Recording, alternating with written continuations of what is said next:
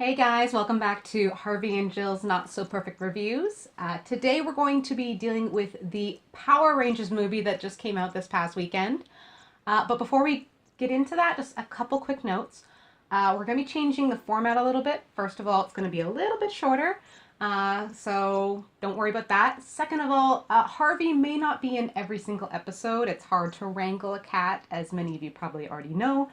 So if you don't see him, don't worry, he's fine. He's just being lazy. Anyway, so I'm going to start with my initial thoughts on this movie. We're not doing an overview of the complete plot, so there will be spoilers still, but no overview. So what did I think about this movie? Overall, I actually really enjoyed it, and I'm saying this as someone who grew up watching the original Power Rangers back in the 90s. And I was worried because there's been a lot of reboots of like 80s intellectual property, and they haven't been as good. I feel that the creators of this, they were faithful enough to the original to, give the nostalgia that the millennials want, but also kind of reinvent it. So our new way of how we're going to do things, we're going to talk about 3 things we liked and 3 things that could use some work, because we're going to be positive about our critiques. So, number 1 of the first things that we like, as you can tell, we've got our notes. This is all very kind of on the fly.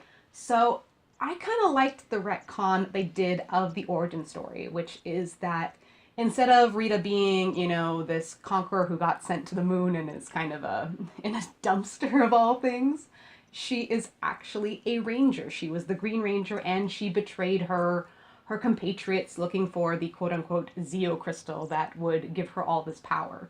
So I thought that was really kind of cool. It adds a bit more depth, I guess, to the mythology. I'm not going to get too much into it, but I think it was really cool. Let me know if you agree. Second of all, loved the diversity. I mean, it's already been kind of talked about, the fact that the Yellow Ranger is either bisexual or lesbian. They don't really actually completely spell it out for you, but it's heavily implied. So that's kind of cool. The different races, Yellow Ranger is Mexican, the Black Ranger is Vietnamese, I believe. The Pink Ranger, she's half Indian, and of course the Blue Ranger is black, and he's also autistic, and they are really forthcoming about that, which is really cool. Billy actually is the heart and soul of this movie, which means a lot to me because Billy was my favorite growing up. And while I was, when I first saw the commercials for it, I was a little concerned whether or not it would be, if he would be the Billy that I remembered, who, I had a crush on and all this kind of stuff. Well, I mean, I'm too old now to have a crush on the Blue Ranger, at least this Blue Ranger in particular, but he is amazing. He's so cool. He's basically worth watching the movie by itself. So, moving on. Number 3, I love that the creators obviously gave a lot of kind of throwbacks to the original Mighty Morphin Power Rangers, which is pretty cool, especially for someone like me who grew up doing that. So, even though they changed like Alpha, a bit in his personality, they still gave him the I at one point. Granted, it was a joke. And the same with Rita getting the line, make my monster grow. It's just these nice little touches. The Power Rangers musical theme playing when the Zords are coming out. And even having the Pink and Green Ranger from the original series make a cameo, that was nice. I will also say we do get a hint of a possible sequel at the end of the film with Tommy Oliver's name being mentioned, and we see the green jacket.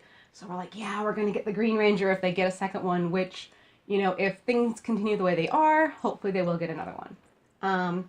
So those are the first 3 things that I liked. What the movie needs to work on. Number 1.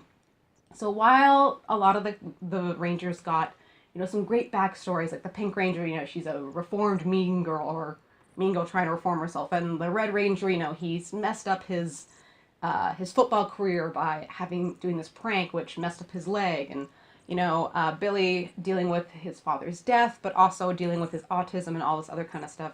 I felt that the Black and Yellow Ranger, Trini and Zach, or switch that, they did not really get the screen time I think that they deserved, and their backstories, while you know, there's interesting, they're kind of one note, and I really thought that they could use a bit more screen time. So hopefully if they get a second movie, there'll be more of the Yellow and Black Ranger, because I really did enjoy them from what I saw. Because first of all, yeah, it would be great to have, you know, an openly LGBT superhero, which is pretty awesome. And also, Zach is just hilarious. He is this great, you know, thrill seeker, but he also has a soft side as we see him taking care of his mom. Number two of our problems is that Rita has these weird powers that are never explained. I mean, I know she is a Green Ranger and everything like that, but she seems a lot more powerful than them. Like, she is creating putties. She has like a magic of sort. The fact that she can build Goldar. Granted, she needs the physical gold to do so, but that she can do it, it doesn't really make much sense. Also, little note, Rita is actually really scary in this, at least to begin with. She is a corpse that they literally take out of the water. There's a lot of MacGuffins in it as to, you know, she's scooped out of the water at the same time that the Rangers get their coins. But, you know, at the same time, you're kind of willing to, like, okay, so it's a coincidence. All this timing is happening at the same time. Just let it happen. Finally, my last big problem with it would be the Zords design. It's unfortunately a problem that a lot of film is taking right now. It's this kind of Transformers look that has happened for like the last 5 or 6 years. And you know, it's this jaggedness to the designs of anything mechanical. And I guess they're trying to give this like kind of bio-organic kind of look, but I don't know, I'm not a fan of it. Also, the Mastodon appeared to have 6 legs. So what was up with that?